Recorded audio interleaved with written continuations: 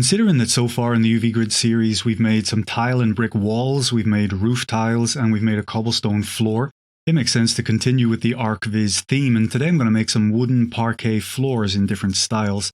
I'm going to be using this wood texture, which I found from a Google search for seamless wood texture. Unfortunately, this is not a PBR texture set, it's just an Albedo texture, so I'll have to get creative to find a way to create a roughness map, bump map, and so on from the Albedo. Okay, making a simple parquet floor layout really is not very different from making a brick wall. We'll do it with a UV map, a UV grid, and a UV brick.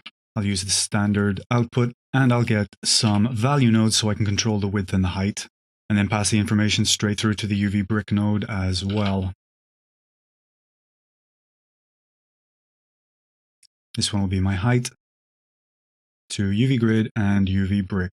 We'll use a width of about 1.2, significantly longer than the usual, and 0.18, I guess. These numbers are arbitrary, we can change them later. Let's have a look at the output and see what we've got. There's our bump map. I'll reduce the edges, and since it's a bump map, let's have a look at the bump. Vector bump, height to height, and into the normals it goes. There we go. We'll add some offset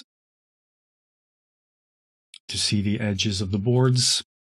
And finally, let's drop in the texture, the wood texture. And there it is. I'm using the standard output to drive the texture coordinates, hook it up to base color. And we're getting the first cell of the texture being drawn correctly. We'll add some random offsets to the texture with a vector math node, which will add our random color. The random is not quite random enough. We can swap up the random seed. Or we can add another vector math node set to multiply and drop that onto the random color.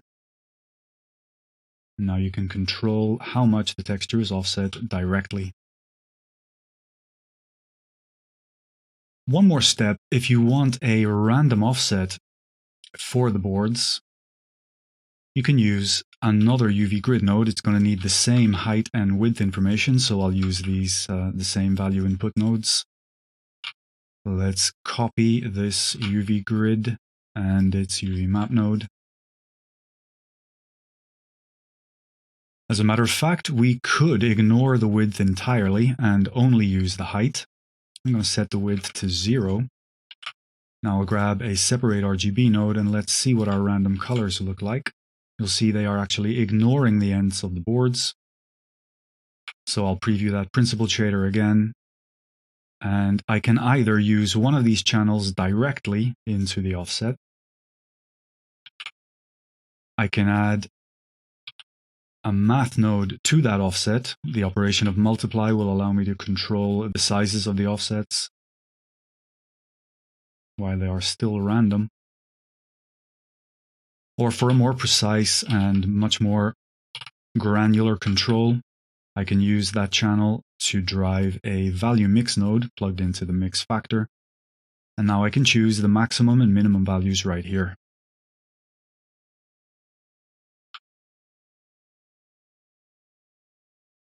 And there you go. You want to break up where the boards end to avoid any kind of repetition.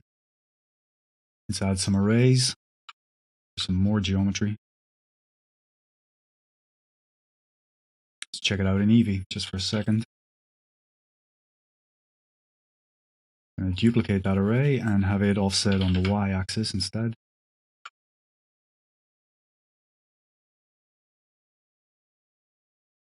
There you go. You've just made an entire floor for your house. How about that?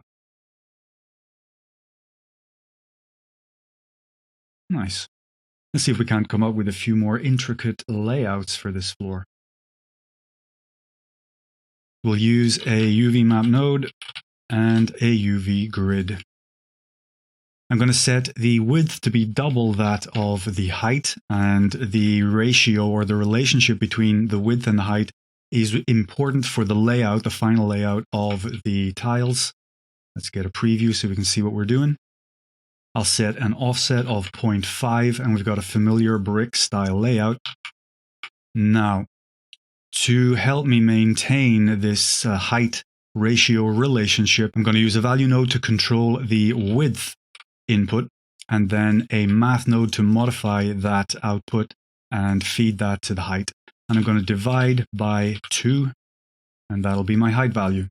So nothing will change there, and we're looking good. Let's grab the UV map node and drag it over to the left. And I'm going to break apart the vector and then immediately put it back together. But I'm going to swizzle the channels, meaning I'm going to plug Y into X and X into Y. And you'll see that that changes the direction of the tiles, essentially. We've now got a vertical setup, whereas the original unaltered UV map gives us a horizontal arrangement. So we can definitely take advantage of that. Let me just tidy up these nodes. I'll add a mix RGB node with the unaltered UV map in the top and the modified one in the bottom. And now I can blend back and forth between these two coordinate systems. Very handy. I'm going to drag my size information a little bit over to the left and get myself another UV map and another UV grid node. Now then, I'll plug in the sizes. The height goes in unaltered, but the width I'm going to multiply by 2. Now I'll preview the normalized output, in particular the X component, and I'll feed that into a greater than node with a threshold of 0.5, which gives me a checkerboard layout. Now I'm going to adjust for the fact that I doubled the width input here by halving the offset. And that gives me the zigzag layout. Now, if I use that to control the mix factor to blend between the two coordinate systems, I get a herringbone layout. Very interesting. Now, this value here, this 2, which is the height ratio that I chose, giving me a height which is half of the width of a tile right there, that is intrinsically tied to these two offsets right here, this 0.5 and this 0.25.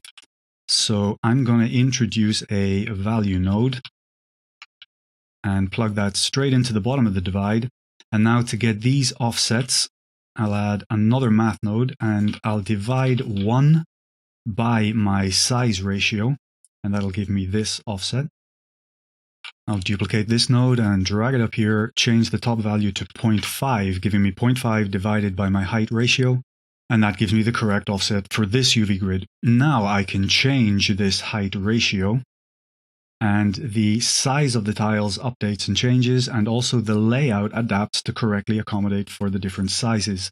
I can change the fundamental size of the width of a tile, and then the ratio, changing the thickness of each individual tile, and arranging the tiles differently. So, let's move on. I'm going to drop in a UV brick node. I'm going to use the standard output, and I'll borrow the width and the height values from the UV grid. Let's preview the height output. Turn on world lighting, and we'll have a look at a bump result of the height map.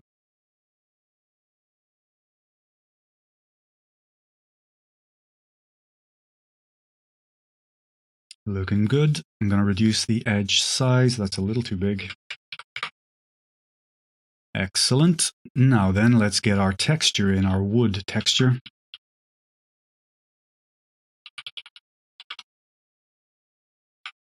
There it is. I'm going to use the standard output, plug that into the base color of the principled. Now we need some random selection of the area of the texture that gets drawn. We'll use the random color output. And we'll add it to the texture coordinates. And there we go. Now each individual tile or board at this point looks different. And to control the random selection, as always, you can adjust the random seed. And furthermore, for more control and a very different style of control, grab a vector math node, set to multiply, and drop that onto the random color output. And now you can translate the texture content of each individual tile horizontally and vertically. I'll get an Eevee preview, show you that better. So you can change the layout of your floor to your heart's content. You can even make them square if you so wish. But we'll stick with Herringbone for now. Let's have a look at how to get some more useful information from an Albedo texture. We only have Albedo. I would like at least a bump map and a roughness map, if at all possible. I'll do that with a separate RGB. And let's see the output of these different channels. We're looking for fairly high contrast.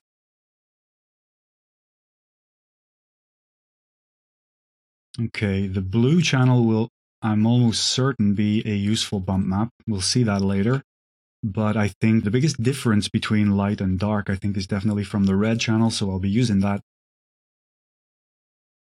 The darker areas being the knots, which I would like to make the roughest areas.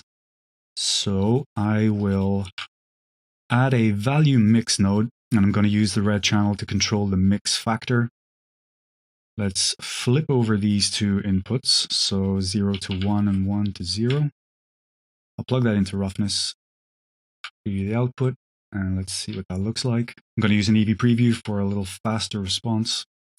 Now then, a roughness of 0 is too smooth, so I'll bring that up, and a roughness of 1 is too rough, so I'll bring that down.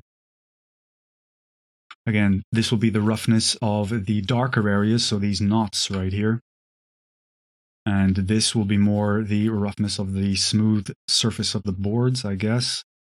So I'll make that a little smoother. And I'm also going to use another value mix node. And this one's going to control the IOR. So I'll set both channels to 1.45 to begin with. And I'll use that to control an IOR Specular node. And let me show you what that does. This is a mathematical representation of the specular from IOR formula that you'll find if you look up the principled shader on the Blender Online help section. You'll find this formula. The only difference is at the end they use a division by 0.08, I believe, where I flip that around to a multiplication just for performance reasons. If you want to copy this layout, go ahead. It very simply takes the IOR value and pushes it straight through to the end of the node, and also calculates a specular result from the IOR and outputs that on top. So we'll plug specular into specular and IOR into IOR. And now we can reduce the IOR and hence the specular of the knots. We're going to make them darker, certainly a lot less reflective. Something like that. And I think that looks pretty good already. I'm going to reduce the roughness of the darker areas. There we go. That's a good looking wood texture. One last step. I'll drag these value mix nodes over just a touch, and I'm going to get myself a fader node. I'm going to use this blue output that I saw before. I commented on it being a suitable bump map, hopefully. I'll add that to the height result. I'll zoom in because we want this contribution to be very, very small. Increase it really slowly. There we go. Just until we start to see some surface bump. Very nice. I'm going to keep this material and name it Herringbone Layout. I'm going to make a duplicate of this material. And I'll change this name to Square Layout, and you'll see why in just a second. If we come in here and make a few very small changes to this node layout, I'm going to get rid of this offset controlling divide node, and this one too. This offset I'm going to set to 0.5. This one I'm going to reduce to 0. And for the height control, I'm going to use the unaltered width control. And check that out. You've immediately got a square setup and you have the same controls. You can adjust the number of boards in each individual square. and the width of the board, which in turn controls the general overall size of the texture. Pretty cool. Call it a 2-for-1.